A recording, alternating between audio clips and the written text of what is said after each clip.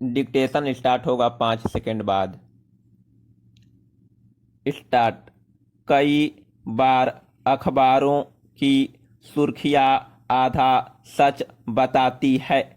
उनसे अदालती निर्णयों की ऐसी छवि बनती है जिनका वास्तविकता से दूर दूर तक संबंध नहीं होता। ऐसा ही स्वराज ट्रस्ट के मामले में सर्वोच्च न्यायालय के 28 सितंबर के फैसले से हुआ। अधिकतर अखबारों में छपे शीर्षक से ऐसा लग रहा था कि सुप्रीम कोर्ट ने उनके द्वारा बार बार जनहित वाद दायर करने के लिए की गई अवमानना के मामले में फिर से 25 लाख रुपए का अर्थदंड लगाया है और यह कहा कि अवमानना के लिए दंडित करने के उसके अधिकार को संसद कानून बनाकर नहीं छीन सकती। यह आधा सच है। मौजूदा मामले का पूरा सच यह है कि अदालत को डराने का प्रयास करने व अवमानना की पिछली धनराशि जमा न करने को अवमानना मानते हुए दंडित किया गया है। इसके लिए सजा की सुनवाई के लिए 7 अक्टूबर 2021 की तिथि तय की गई है। सुप्रीम कोर्ट ने कहा है कि चूंकि उनका अवमानना के लिए दंडित करने का अधिकार संविधान के अनुच्छेद 129 द्वारा दिया गया है, इसलिए कानून बनाकर उसमें संशोधन नहीं किया जा सकता। स्वराज ट्रस्ट इंडिया और उसके अध्यक्ष राजीव दहिया को न्यायालय की अवमानना का दोषी मानते हुए 2017 में 25 लाख का जुर्माना लगाया गया था।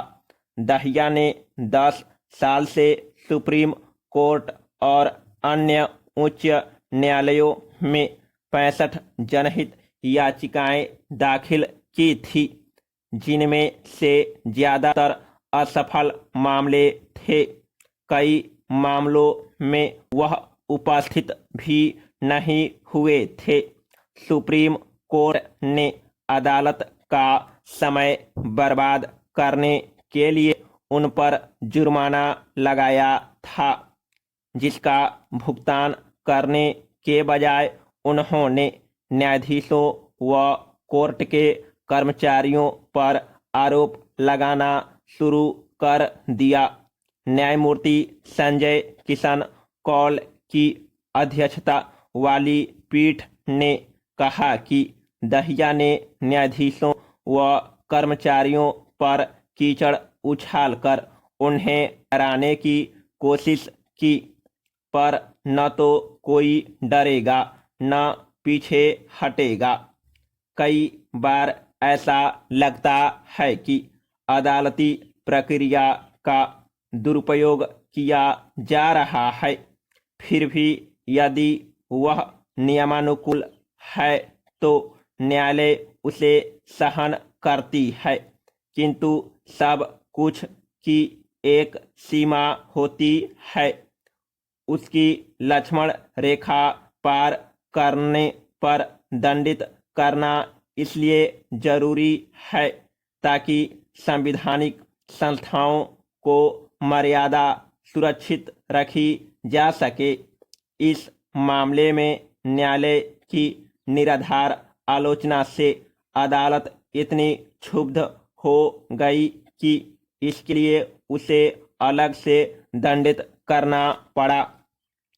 अन्य संस्थाओं की तरह न्यायालय और न्यायिक निर्णय की भी समालोचना की जा सकती है। जैसे यदि अदालती निर्णय की गुण दोष के आधार पर निष्पक्ष आलोचना की जाए तो यह अवमानना की श्रेणी में नहीं आता।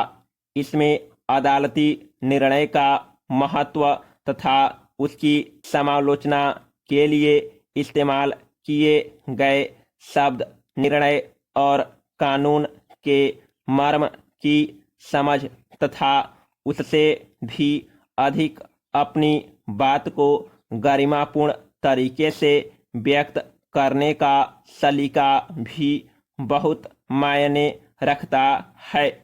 असहमति व्यक्त करने की अपनी अलग संस्कृति है और लोकशाही में यात्रा करने वाला समाज उसे लगातार विकसित करता रहता है। अदालती निर्णयों की निष्पक्ष समालोचना का स्वर्णिम नियम यह है कि अपनी टिप्पणी को अदालती निर्णय तक सीमित रखा जाए और न्यायाधीश पर व्यक्तिगत आक्षेप न किए जाए। जैसे यदि अपनी टिप्पणी में कोई व्यक्ति यह कहता है कि न्यायालय का निर्णय उस मामले में दिए गए सबूतों से मेल नहीं खाता, तो इसे निर्णय पर की गई स्वस्थ टिप्पणी की श्रेणी में गिना जाएगा। किंतु यदि यह कहा जाए कि उस मामले में निर्णय देते समय अमुक न्यायाधीश पूर्वाग्रह से ग्रस्त था, तो यह न्यायाधीश के आचरण और सत्यनिष्ठा पर की गई टिप्पणी है। पैरा। अदालती निर्णय पर की गई टिप्पणी को सामान्य आलोचना से अलग माना जाना चाहिए।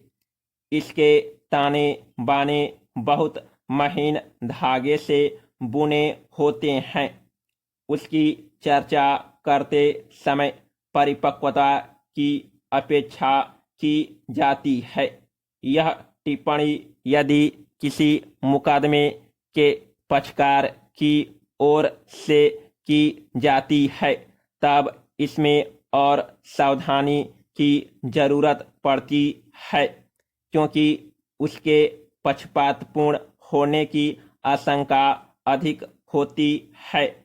सर्वोच्च न्यायालय के निर्णय केवल मामलों का निपटारा नहीं करते, बल्कि समाज के लिए वे नजीर भी होते हैं, ताकि लोग उससे सीख ले सके और उसके अनुरूप आचरण करे।